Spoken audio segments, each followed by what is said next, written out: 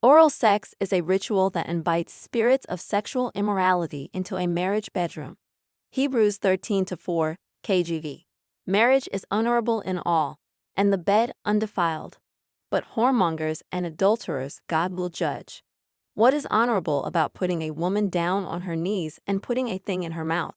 1 Peter 3:7, KJV. Likewise, ye husbands, dwell with them according to knowledge, giving honor unto the wife, as unto the weaker vessel, and as being heirs together of the grace of life, that your prayers be not hindered.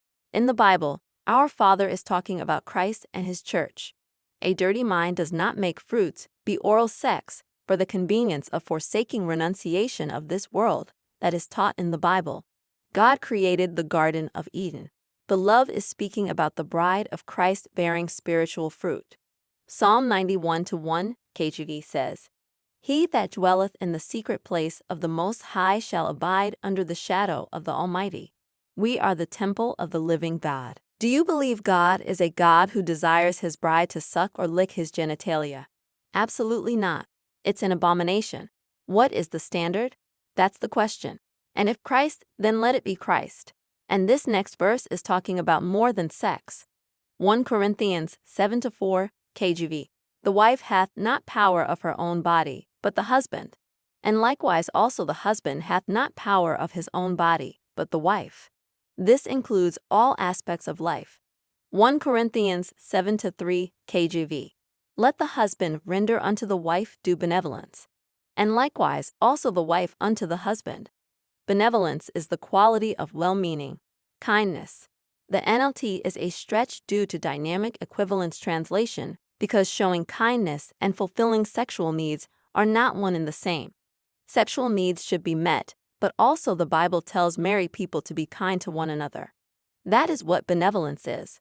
Romans 12:2, KJV. And be not conformed to this world, but be ye transformed by the renewing of your mind, that ye may prove what is that good and acceptable and perfect will of God. Wow, someone who actually used scripture to debate, thank you for doing that. Let's start with this 1 Hebrews 13:4. How is having sex when you're married sexual immorality? That would be the reason to get married, so you don't invite spirits. What is honorable about missionary? A man being on top of his wife, sticking his thing in her. The honor is doing the noble deed of marriage. There is no honorable way to have sex. Either way we slice this pie, it's going to be cut. What makes sex honorable and undefiled is when we marry. Whoremongers and adulterers God will judge. That's what's unhonorable and defiled. 1 Corinthians 8:7-8, but not everyone possesses this knowledge.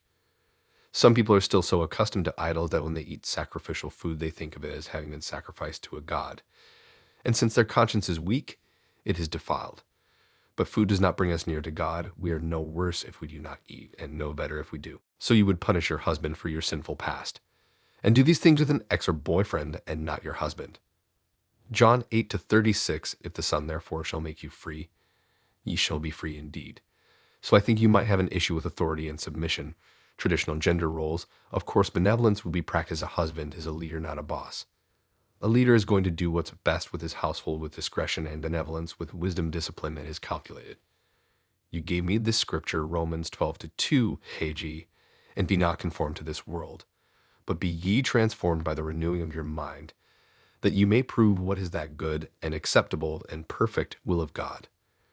God is the creator and inventor of sex, and I'll think that sinners created sex, but married believers under God did. Satan is the imitator, not the creator, not the other way around.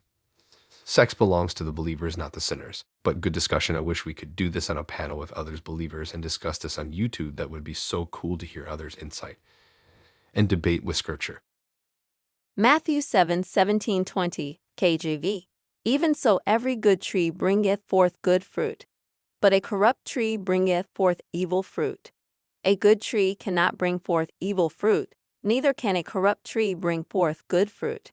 Every tree that bringeth not forth good fruit is hewn down, and cast into the fire. Wherefore, by their fruits ye shall know them. Thanks for this video. A lot of people in the church will try and make everything evil. I did a video similar to this last year coming from Song of Solomon as well. I got bashed for it big time. Those will be the ones who cheat and had another woman doing it to them.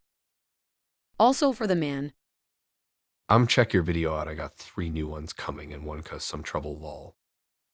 Why do people love to twist this scripture? The bed is undefiled until they defile it with sinful things. That's like saying it's okay to rape as long as it's in marriage since the bed is undefiled. Seems like there may be past trauma if you find this video triggering. Do what's best for you. It's not triggering, just false with much perversion of scripture to make the point. There is no perversion in marriage. Thank you for this video. It really helped me. Brew, thank you for this video. You are totally correct.